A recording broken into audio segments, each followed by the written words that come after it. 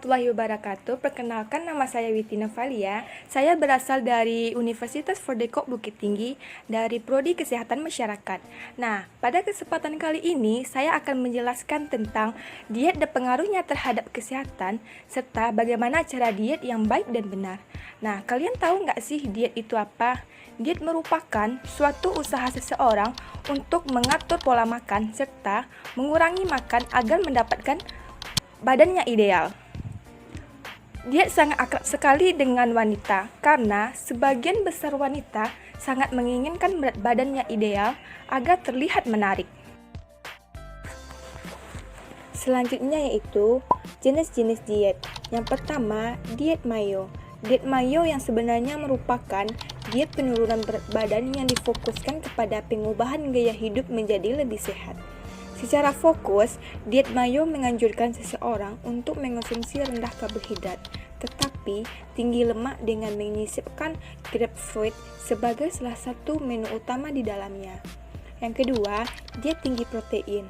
Sesuai dengan nama program ini, pelaku diet dianjurkan untuk mengonsumsi makanan-makanan yang tinggi kandungan protein, akan tetapi di waktu yang sama membatasi konsumsi karbohidrat dari biji-bijian, buah-buahan, sayur-sayuran, dan juga sereal. Yang ketiga, diet shake. Sebagai alternatif, cobalah susu diet atau diet shake yang rendah kalori sebagai bagian dari skema diet Anda. Diet shake dapat menjadi alternatif pilihan ketika Anda kerap kali melewatkan waktu sarapan yang penting untuk mengontrol berat badan dalam waktu jangka panjang. Yang keempat, diet vegan. Diet vegan dikenal sebagai jenis diet yang tidak memperbolehkan adanya konsumsi produk olahan hewani sama sekali, termasuk telur dan madu. Diet ini merupakan pola makan yang rendah lemak dan tinggi serat sehingga efektif untuk menurunkan berat badan. Tidak hanya itu, diet vegan juga mengurangi risiko Anda menderita penyakit jantung, kanker, dan penyakit Alzheimer. Selanjutnya yaitu manfaat diet. Yang pertama, diet dapat menurunkan dan menaikkan berat badan. Selama ini, orang-orang beranggapan bahwa diet hanya bisa menurunkan berat badan. Padahal, diet juga bisa menaikkan berat badan sehingga berat badan menjadi ideal. Yang kedua, diet dapat meningkatkan metabolisme tubuh. Yang ketiga, diet bisa untuk penyeimbangan pola makan kita sehari-hari. Yang keempat, diet dapat menyehatkan kulit. Karena orang yang diet lebih banyak mengonsumsi sayuran dan buahan sehingga kulit mereka menjadi sehat. Yang kelima, diet bisa mencegah kita dari berbagai penyakit. Selanjutnya yaitu efek samping diet yang salah. Yang pertama, membahayakan organ hati. Berdasarkan Jurnal Physiology of Gastrointestinal and Liver Physiology, seringnya berat badan seseorang mengalami naik dan turun ternyata juga berpengaruh terhadap organ hati. Berat badan yang tidak stabil dapat meningkatkan kandungan lemak pada hati. Yang kedua, kerotokan rambut. Diet yang buruk dapat menyebabkan ketidakseimbangan nutrisi yang malah membuat tubuh Anda tidak sehat. Salah satu tandanya adalah terjadinya kerotokan rambut yang berlebihan.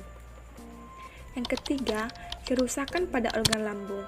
Seringnya seseorang bergonta-ganti pola diet karena kurangnya pengetahuan terhadap pola diet itu sendiri dapat menimbulkan penyakit pada lambung seperti MAH dan asam lambung tinggi. Yang keempat, mengurangi daya otak. Diet yang buruk dan tidak memperhatikan nutrisi dapat mengurangi daya kecerdasan otak karena suplai energi tubuh yang berkurang. Yang kelima, mengurangi kepadatan tulang. Setiap kali berat Anda turun, Anda juga kehilangan kepadatan tulang. Satu episode penurunan berat badan yang tiba-tiba dilanjutkan dengan kenaikan berat badan yang cepat dapat meningkatkan kemungkinan berkembangnya penyakit pada tulang seperti osteoporosis. Selanjutnya yaitu cara diet yang baik dan benar. Yang pertama, mengontrol kebiasaan. Jangan terlalu sering mengonsumsi makanan seperti gorengan dan siap saji karena makanan tersebut tidak sehat bagi kesehatan. Yang kedua, minum air putih yang cukup. Air putih adalah cairan yang harus dikonsumsi dengan cukup agar tubuh bisa bekerja. Selain itu, minum air putih yang cukup dapat meningkatkan laju metabolisme. Yang ketiga, mengontrol porsi makan. Langkah terakhir untuk mewujudkan makan sehat adalah mengontrol porsi makannya. Karena mengontrol porsi makan juga turut membatasi asupan kalori yang masuk sehingga tidak berlebih dan menumpuk menjadi lemak. Yang keempat, berolahraga. Para ahli menyarankan lakukan aktivitas fisik selama 1 jam sehari. Olahraga 1 jam sehari cukup untuk membantu remaja mencapai berat badan yang diinginkannya. Olahraga yang bisa dilakukan antara lain seperti berenang, menari, bersepeda, berjalan, dan lain sebagainya. Selanjutnya yaitu menu diet yang sehat. Yang pertama, menu sarapan sehat. Untuk sarapan paginya, kita bisa membuat selembar roti gandum dengan diberikan olesan sesendok selai kacang atau selai apel sebagai menu sarapan sehat yang praktis dan sederhana. Yang kedua yaitu menu makan siang.